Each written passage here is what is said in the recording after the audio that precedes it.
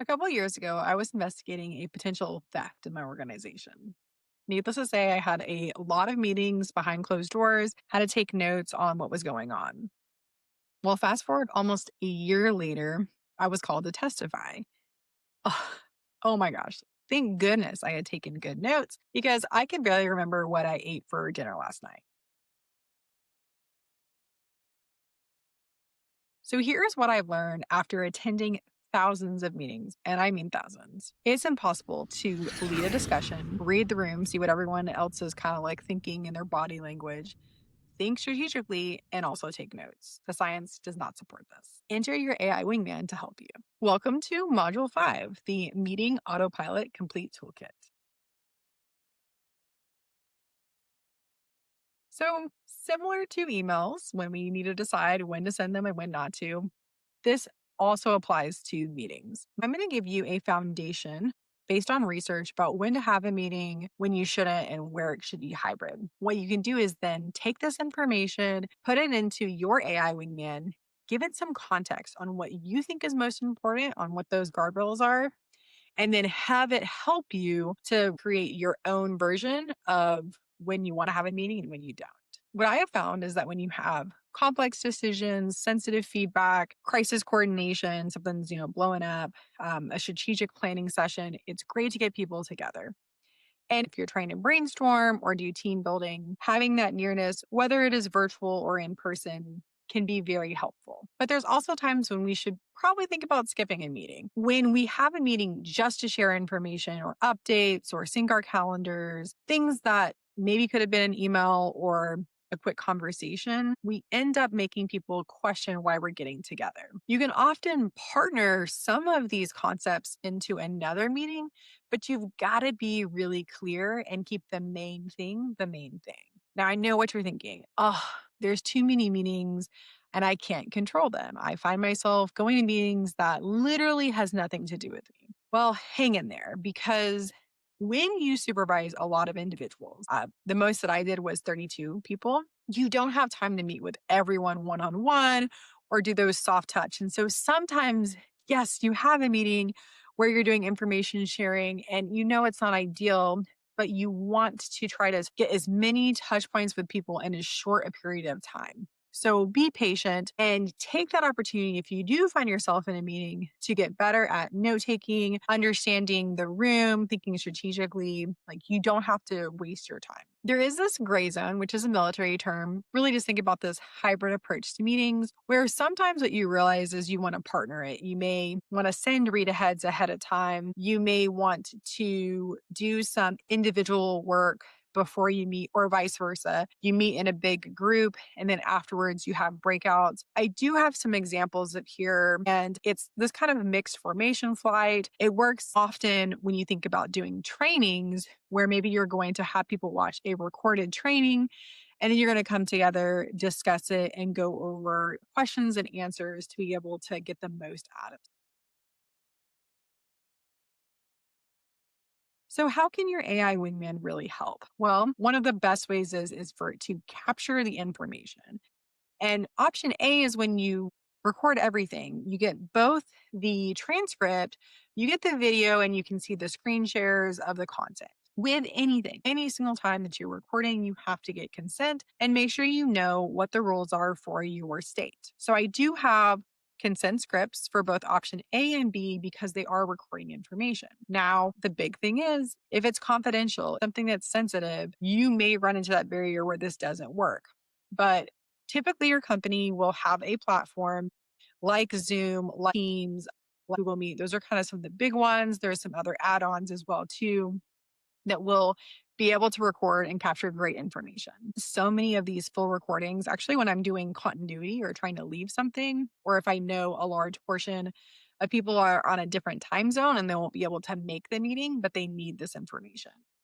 People I coach all the time ask, well, why would you just do the transcript? And one of the things I've noticed is that when you have a ton of people with their video on, the storage of it can be a concern.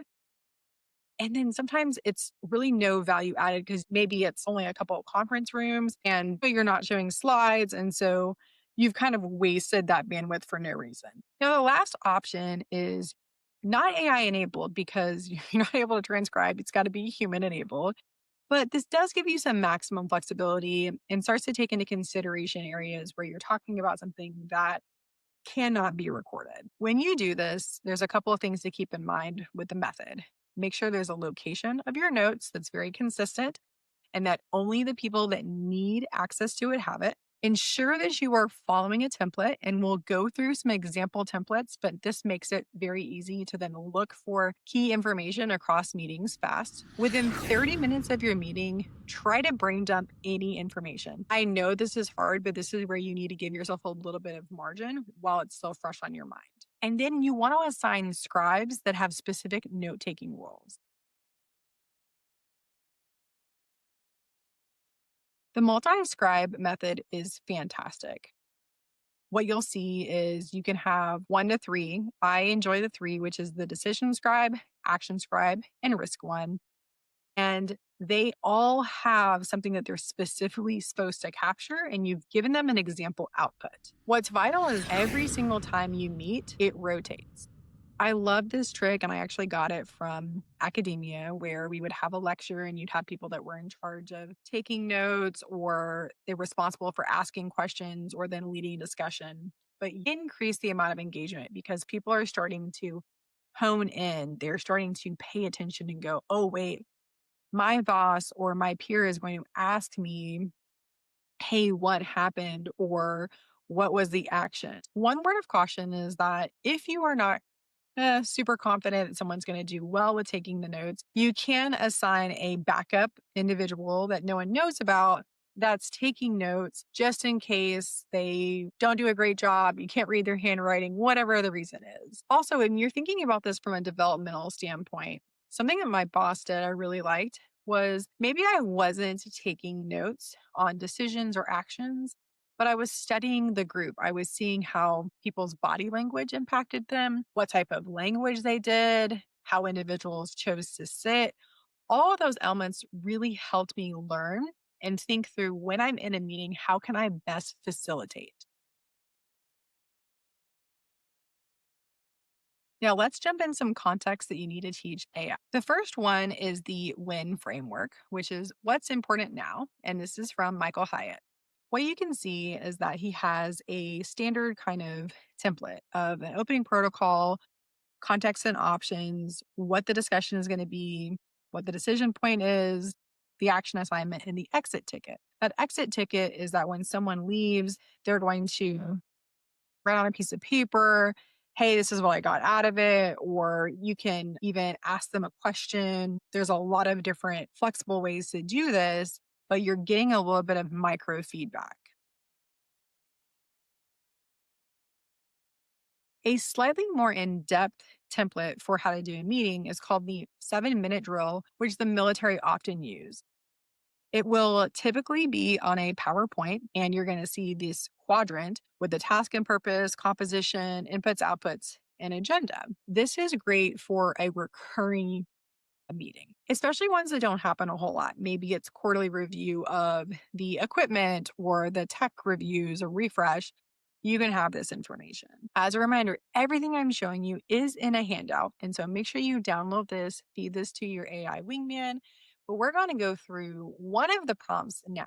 You have two options. You can copy and paste the prompt and follow along with me, or you can just say, I got it, Liz. But remember, you have to practice this. You have to do it.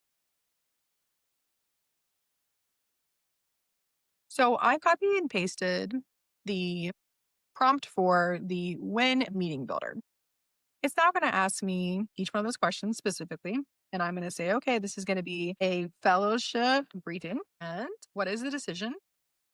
Is I want approval of my project. Okay. And then how much total time? I think it's going to take 20 minutes. Opening protocol, who opens the meeting? I will, Liz. And there's no previous actions. This is just initially me with my boss getting approval on something. He has said he wants to meet in person. So this is why it's not an email. Current situation, 2 to 3 viable options. So I'm assigned to a fellowship with specific requirements. So I need to gain approval for the topics I want to write about, the project I want to do, and the mentor for the year. So that's the current situation. My options are to simply do publishing, do a blend of publishing and projects, or publish and then help with side requests from the center. So, what implications, concerns, or key questions must be explored? Say concerns are maternity leave timing. Implications are ensuring I meet the Air Force requirements. And then key questions are, what are the expectations of the faculty? I know they want us to be engaged and to publish, but is there anything else? And then how will the decision be made? It's going to be the leader and it should be verbal. I can always follow up with an email. So then it's going to ask me who is responsible, what the task is, when it's due, how it will be resourced. Who is me? What is the fellowship plan? And the initial plan is due 1 October, and how it will be resourced. No cost outside of a pre-K course I want to take. I don't think a exit ticket is needed for this one. So here's my briefing. It's giving me the buffers, given the information, and then it said, would you like me to create a briefing handout or a slide to help, which I really enjoy. So your AI wingman can help you with coming up with a really good agenda to show that you're organized, that you've thought these things through, and that your boss knows, okay, when I'm going in here, it's a decision brief and this is the information.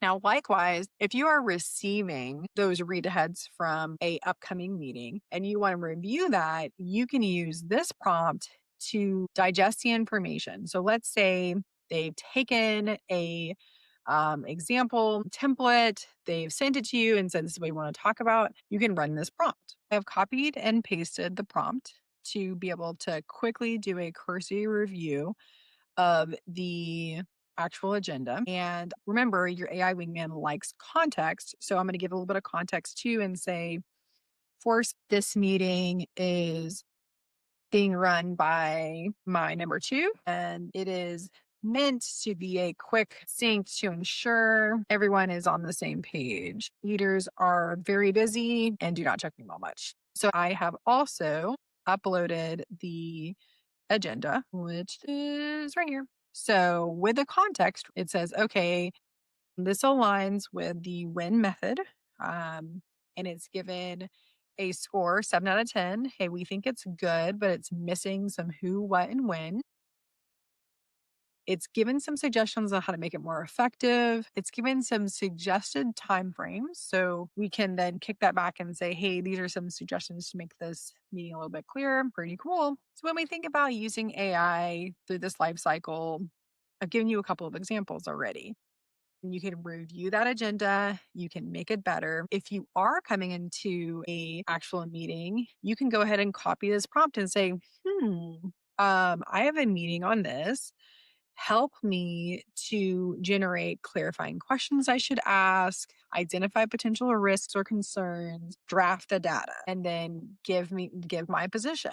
So real quick demo, I put the actual prompt in there. I say, let me give you some context. And then I say, I have a meeting with a potential mentor who is a prep professor in charge of fellow projects. I have read their bio and they are big into project management. I am concerned about what they need help with and their pain points. So I could give it more context. I could put the bio in there.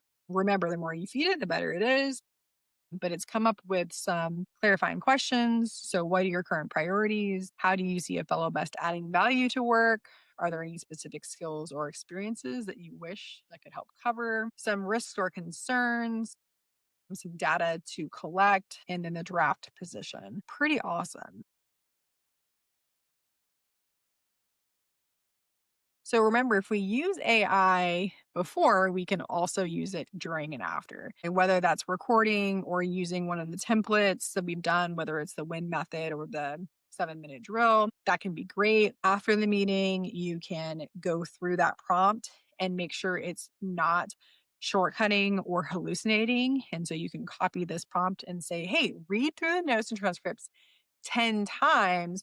So that way, when you give me a summary, it's very exact. And if I use the word fun, I don't want you to then change it with enjoyable, use that exact quote and say it was fun. That is the specificity that your AI wingman really needs. This course is all about overcoming the overwhelm and commanding the chaos. And so you'll see in these handouts some good examples of meeting hacks that work. Some of my favorites that I'll highlight, but you can check it out yourself, is setting a timer. And sometimes people just love to talk. Having someone, if you are going to record, do the name section enforcer.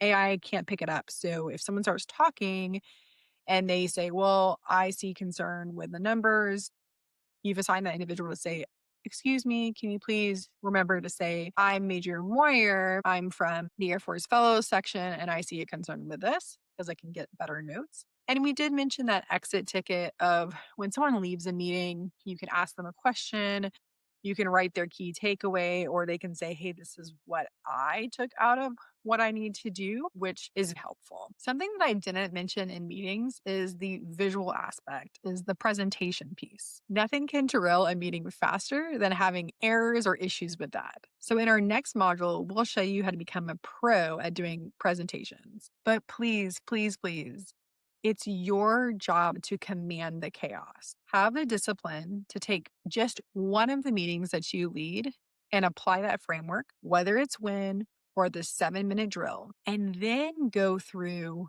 a way to record it. And that can be fully, partially, having scribes, but practice this. I promise you that you're going to have better meetings. They're going to be clearer, and people are going to walk out with more clarity.